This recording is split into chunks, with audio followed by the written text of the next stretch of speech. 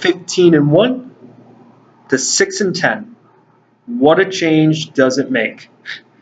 One season after another, almost on top of the world, to nearly to the bottom half of the league. It's upsetting. Josh Norman was a big factor of that. Obviously, I felt like they should have kept him, and I thought that was a really D-bag move. And unfortunately, I look at Cam Newton. I still have a lot of faith in Cam Newton. I look at him, and I think he's a real leader. Now, obviously, the Super Bowl was a huge mishap, and he deserves definitely a portion of the blame there. Now, when it comes to the building of the team, I feel like it would be really nice just to see him get a nice, quick underneath guy, almost similar to a Julian Edelman, or to you Panthers fans out there, similar to a Steve Smith. I look at Sammy Watkins. He might be available on the trade block. I think that would be an interesting guy to look at. Also, if you want another big target, I guess Brandon Marshall might be one of those guys that you can go after. And now when you look at the whole picture of this, I definitely look at the defensive line, and maybe you can get a pass rusher here and there. I think it might be interesting to see what could probably a Chandler Jones type maybe. He could possibly be a fit there.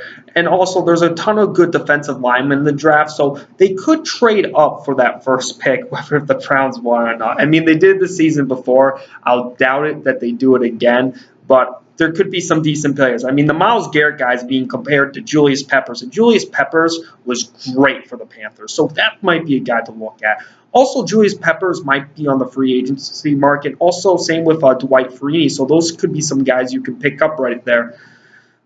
Also, when it comes to cornerbacks, I would stick with developing them. It might take some time. Cornerbacks take time in the NFL. I'm not saying that you were going to draft one and he's going to be an instant success, but you at least got something right there. Also, you might be able to use an upgraded running back. I know the running back they have right there, who I'm blanking on the name right now. He isn't bad, but I mean, you might want to get a guy just to fill in that hole, just in case when he gets a little bit up there in age, because running backs definitely get beaten up a lot in the NFL. Also, it could be interesting if they could go for a 2 tight end set. I think if you look at Julius Thomas, he's on the market. Martellus Bennett, he's on the market. So those could be some guys you can go after and definitely invest some money in. Now, when it comes to your linebacker, obviously, absolutely fantastic core. But you could add an extra one so you can have like a 3-headed monster right there, another quick guy. There could be some good linebackers in this draft, so if you really want to create an intimidating core right there. And obviously having an intimidating core being stacked on a certain position on one side of the ball can be really intimidating.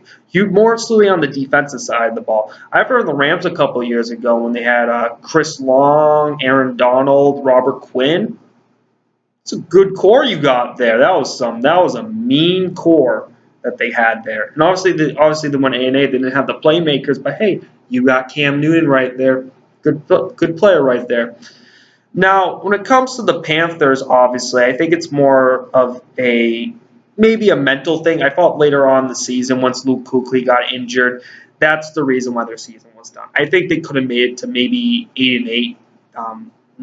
Probably, I would say 2 more wins.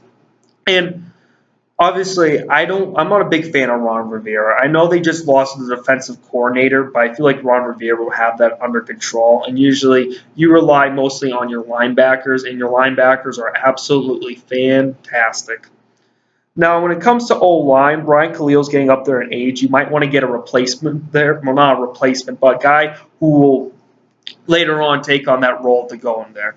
But ideally, build on the depth of that team. It's really important. I think Kurt Coleman can still play. There's still plenty of that left in him. I mean, it might be interesting to see if they want to go for a heavy-hitting, strong safety. TJ McDonald's on the board. I mean, that could be a guy you can look at. When I mean on the board, he might be on the trading block and all that.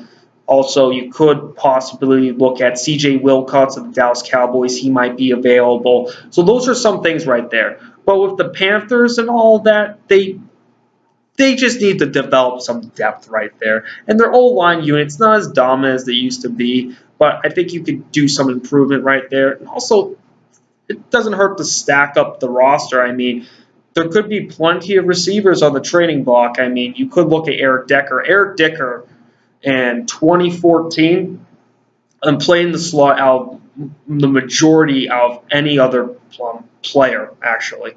More than Julian Edelman, more than Fitzgerald, all of that. So you can have a nice slot guy. I know he likes to bullet those passes in, and Eric Decker's a good pass catcher you can go for there. Now, the Panthers, it's not really on their offseason. It's more about them. It's more about how they can develop as a team. I look at that secondary. Give it some time, people. I'm not saying it's officially going to be great, but they did draft 3 defensive backs last year, and I think they should definitely look at that.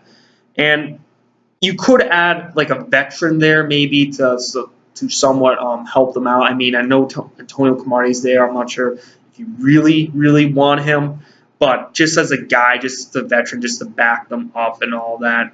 But running back could be an interesting upgrade you could go after. So the Carolina Panthers, it's all mental.